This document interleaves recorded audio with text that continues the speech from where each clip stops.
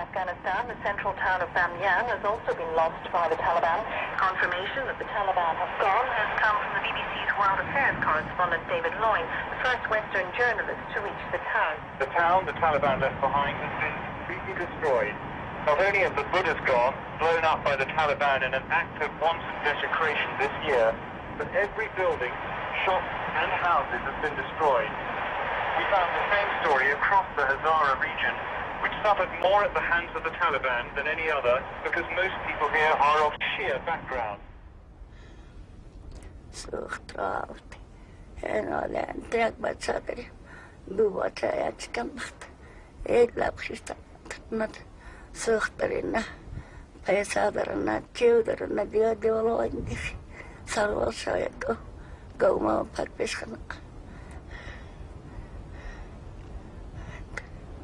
وای وای خدای این ظالم بر بشرم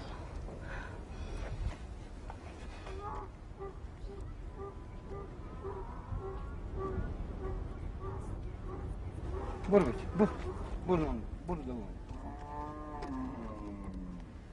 یعنی بی صاحب این خانه اماتا شری چی برم وایشی اینو مال من ده ساقی 4 ساقی ده اینو ده جایشی این ساقی را به سرپرست این خوابان می ده جای من اوام دختر این قصی یک ریزه تو داخل از این خانه کشت؟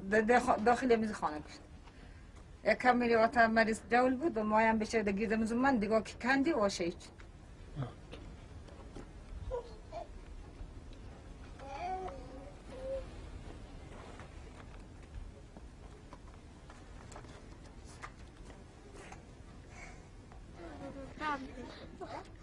وقتی که طالب داخل خانه ها شد زنها را از خانه بیرون میکرد مردا رو میگرفت و اما پیش روی آدمی زن و بچه ذبح میکرد حلال میکرد با کار یا با سرش با مرمی میزد با شکمش نمیدید اکثریت ما بالخصوص خود ما به تکلیف مرض روانی گرفتار شدم مرض اعصاب پیدا کردم اکثری وقت حرف که میزنم اعصابم دیگه میشه حواسم فرد میشه و حسابهای ما اکثریت ما مثلا اینا اکثریت از اونا مرض عصبی پیدا کرده یک حرفی که یک نفر بزنه برش بد تاثیر میکنه ناراحت میشه همون ساعت میجنگه حتی طفلهای ما مرض عصبی پیدا کرده زنها و بچه های مردم را به کوههای بابا به کوههای سر به فلک کشیده یخ زدن طفلهای مردم که در کمرهای سنگ گذاشتن پیرزنها را یخ زدن پیرمردا را یخ زدن در این کوه همگی شاهد هستند که در همون کوه فعلا جسدهایشان در بخواه سنگ دفن شدگی هستند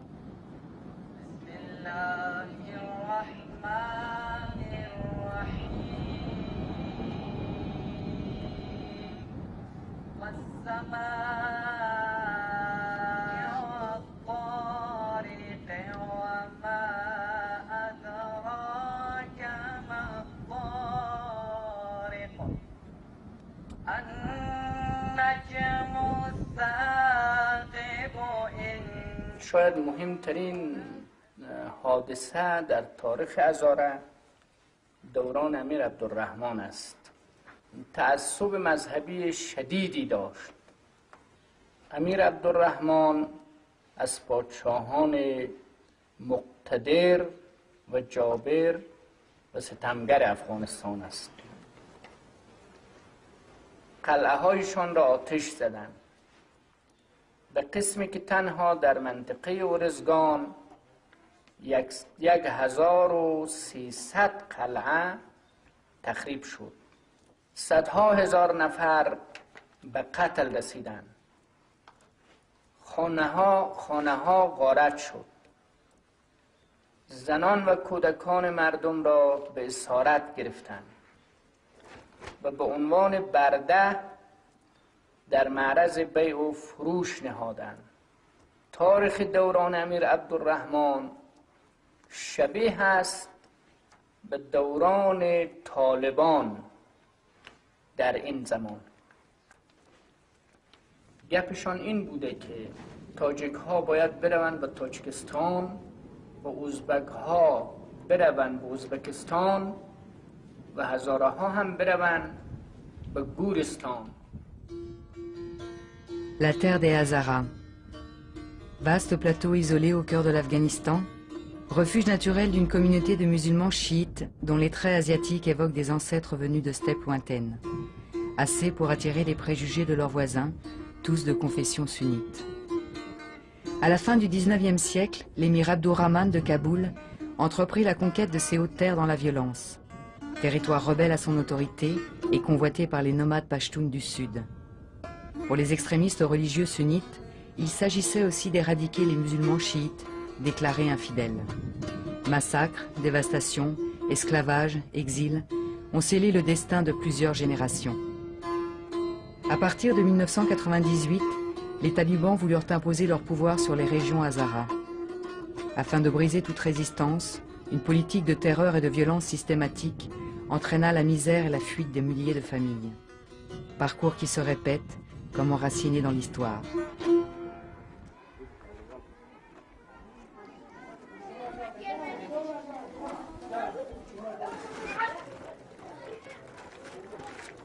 و از نظر سیاسی نیز در حد بسیار عقب مانده نگه داشته شده.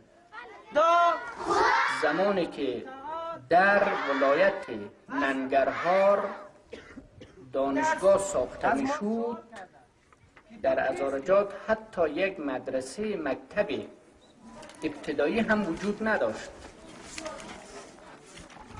اعداد یک رقمی چی است؟ صفر. خب کوچکترین اعداد من نمیفهمیدم. ما در مکتب شامل کرده بودم. من رفته بودم در مکتب. اونجا ما نمیفهمیدم هزاره کیست، پشتون کیست. من دیگه پورا هیچ نمیفهمیدم. زمانی که من در مکتب داخل شدم همه مرا با تعجب میدیدم. همه مرا نشان میدادن که هزاره است. در اونجا ما برای ما چوکی نبود و کسی چوکی را هم نمیداد که ما در اونجا بشینیم. ما در آخر صنف رفتم ششتم. یک زن بود، از زن تحصیل کرده و این برای از این بچه ها میگفت که هزاره هم از افغانستان است، از این مردم است.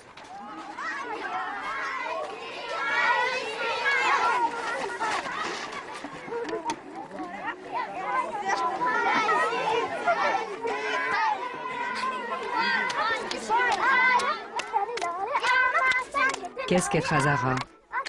Qu'est-ce qu'être afghan? Où commence et où s'arrête la différence? Y a-t-il une fatalité à être victime à force de violences longtemps banalisées? Apprendre du passé? Apprendre pour l'avenir? Croire à sa chance parmi les autres Afghans? Ces questions n'épargnent pas l'enfance.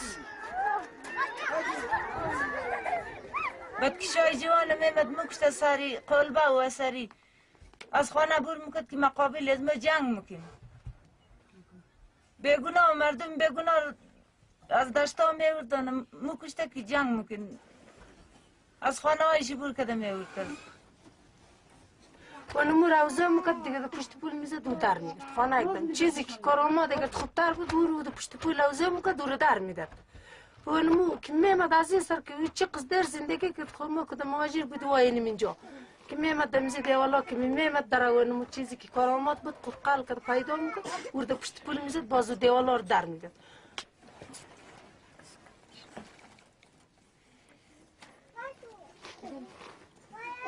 ایرا انتر میکنم که بچه دیسکاول مطب ببره.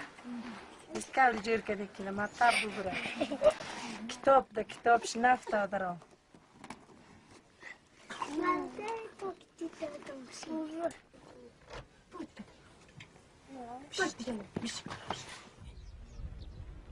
بنالم تا دلی نالم بنالم نا بیابان کومم صحرا بنالم آمی بیابان کومم صحرا بنالم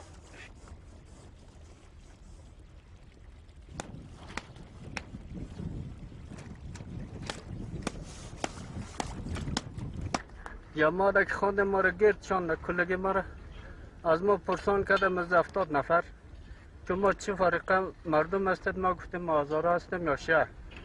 بعد از ما را دستای ما را بسته کرده این منطقه که شما ببینید فعلا اینجا و اینجا ما را آوردک فهمید اینجا اول یک نفر به نام عوض همینجا جایش هست که همینجا سرش فر کرده که من اول بر از بین بردک. بعد از اون ما اینجا دیگرای ما اینجا دستای ما رو بسته کردک. ما دونه قسمت بودیم. نفرها که سرش فر کرده یک نفر دیگه در پولی از ما بودی این که افتادک یک مرمی در طرف سر من اینجا اصابت کرد یکی در اینجا. ما خودم در زیر از این انداختم تا مالای 2 دفعه سر ما آمدک تا مالا 1 بجه رو ماندم بازه 1 بجه بود همین دستایم بسته کردگی طرفی در دکانی گریختم. ما از اون جمله تنها ما جان به سلامت بدم که یک مرمی در طرف خورد یکی در پایم. مدت 1 هفته در اونجا قسمت مانده بود اینمی 70 نفر هستن که اینمی بعد از 1 هفته مردا بسیار ترس و حراس داشتن از خوف و ترس طالبان پایین آمدن نمیتونستن اینمی زنها آوردن اینجا قبر دستجر میکندن یعنی اینجا گرفتن دفن کردن.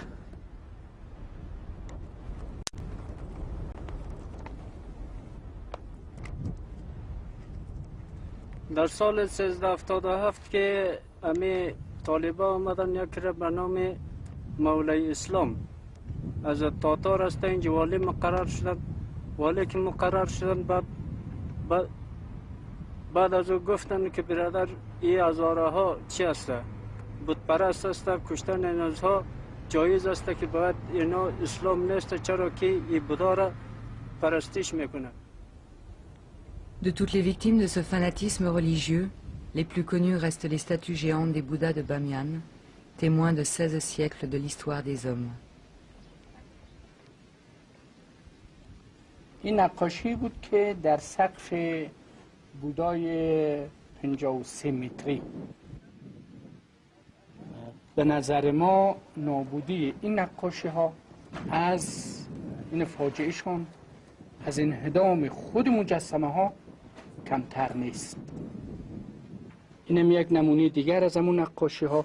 اینم در سقف بودای 53 متره و در طول تاریخ هر کس که آمده توانسته یک ضربه برای انهدام این نقاشی ها و انهدام مجسمه ها وارد کرده و طالبا آخرین گروهی بود که این اثر باستانی و تاریخی به این هنر بسیار عظیمی را که از اجداد مردم و سرزمین به یادگار مانده بود اینها را نابود کرده. La silhouette des Bouddhas contemple toujours le voyageur, lui rappelant cette folie meurtrière où le sang s'est mêlé à la pierre.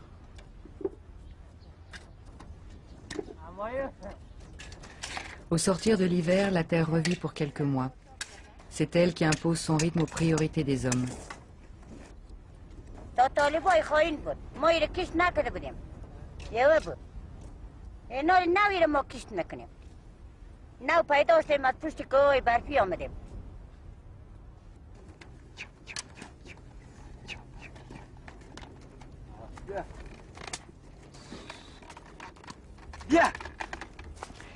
Heureux ceux qui possèdent encore des animaux et des terres irriguées. Dans les vallées voisines, la guerre et la sécheresse ont décimé le bétail et appauvri la terre. Les récoltes ne suffiront pas à nourrir tous ceux qui s'apprêtent à rentrer.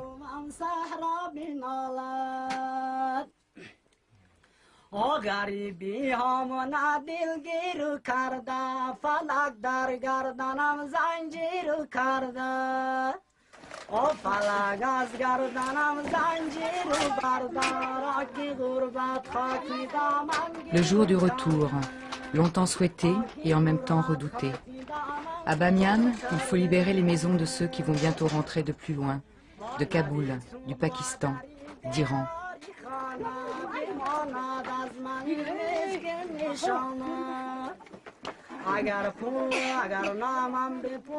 On évoque aussi avec inquiétude le retour de ceux qui auraient accueilli les talibans et qui ont fui dans les vallées plus au nord. Vont-ils oser rentrer? Comment seront-ils accueillis? Reprendre à nouveau la route, mais cette fois pour retrouver sa terre et ses proches. Un retour encouragé et assisté par les organisations internationales au nom de la paix et de la reconstruction. Mais comment les croire, elles qui ont été si longtemps impuissantes? Reprendre la route des hauts plateaux, lieu balayé par des années de combat, encore piégé de mines et d'engins de mort.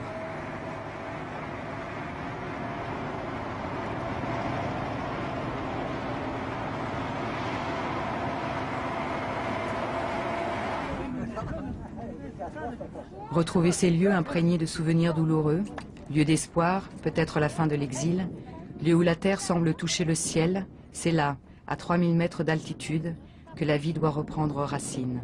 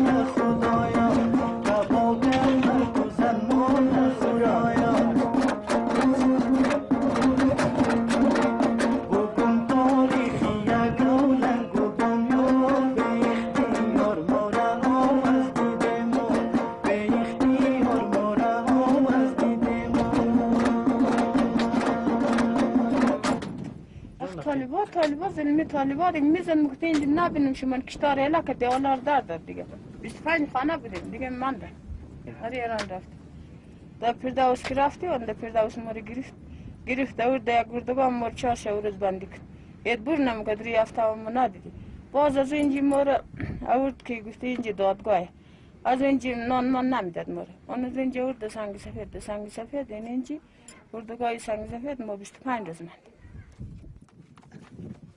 باز از اینجا مورد رد مرز کردی نیست و اینال نیست ما اینجا مانده نیست ما اینجا پریشان S'exiler, que ce soit pour échapper à la violence ou pour nourrir les siens, ici c'est d'abord une question de survie. Par-delà les frontières, ils sont encore nombreux à tenter de fuir l'incertitude. Auront-ils le choix? Et ceux qui rentrent, que leur reste-t-il pour tout recommencer?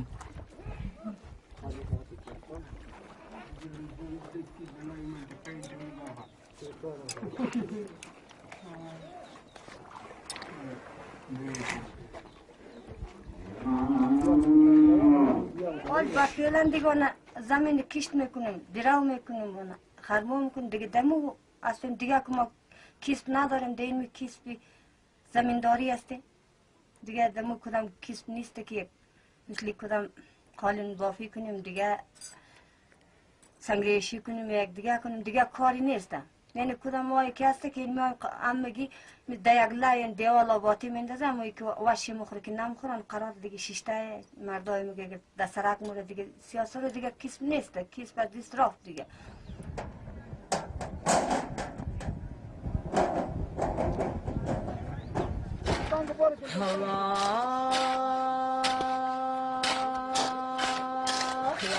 آیی که شما افلاک سازد آزمیا یک اگایی کشون صحرا بسازد آزمین و آسمان یک جا بسازد همه را از دلی بیچارک میگم مبادا مجنون و لیلا بسازد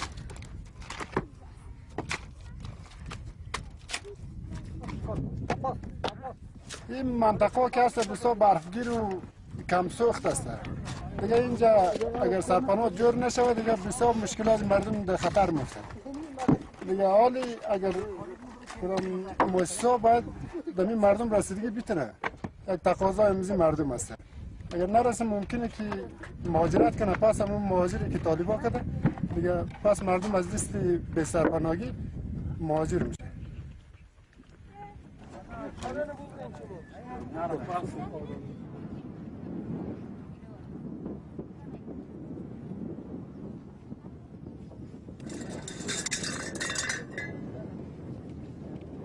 L'aide que tous attendent arrive enfin, trop lente, insuffisante. De la nourriture, des couvertures, du bois, juste assez pour reconstruire le toit d'une pièce. Mais il n'y en aura pas pour toutes les familles. Le temps presse, dans quelques mois il fera trop froid pour dormir à ciel ouvert ou même pour bâtir. Il y a tout à faire et il faut compter sur les forces de chacun. La guerre a laissé beaucoup de foyers sans hommes.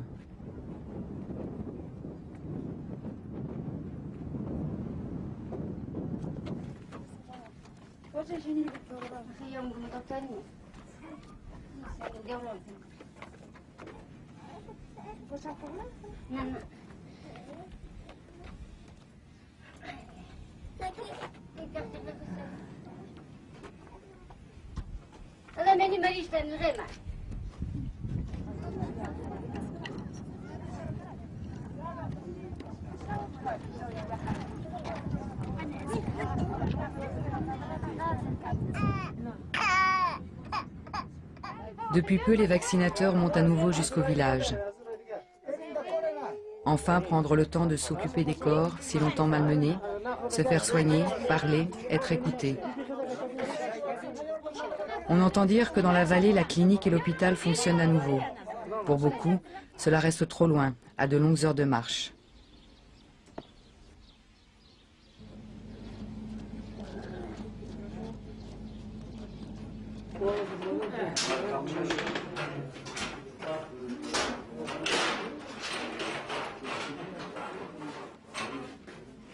و این نمیتونستن که در کلینیک یا شفاخانه بیاین مرض خود تداوی کنن. دیگه بنان مردم مرگ قبول میکردن که در خانه خود بیمیرن، ولی از ترس بیم و هراس طالبان به شفاخانه مراجعه کردن نمیتونستن و این مردم در شفاخانه تداوی هم نمیشدن. حالا فعلا الحمدلله مردم با اطمینان خاطر از هر گوشه ولایت بامیان به شفاخانه مراجعه میکنن.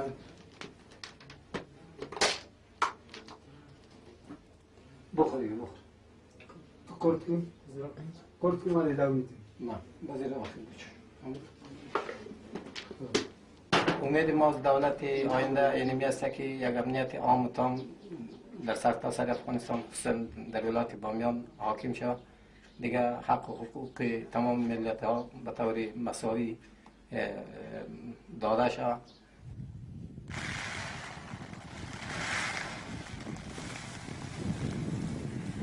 On entend dire qu'à Kaboul, l'avenir de l'Afghanistan est en discussion. On y parle d'aide et de reconstruction promises par les étrangers, de paix et de réconciliation, d'un nouveau gouvernement dont les Hazaras font partie. Mais Kaboul est loin, et ici l'avenir se construit au jour le jour.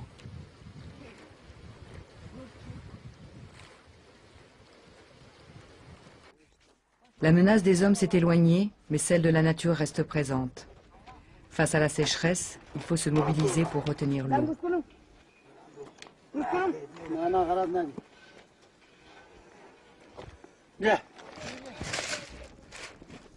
Construire et croire au lendemain, en attendant un pays où tout le monde se sentirait afghan à l'égal des autres, chacun a appris à compter d'abord sur sa propre communauté pour survivre.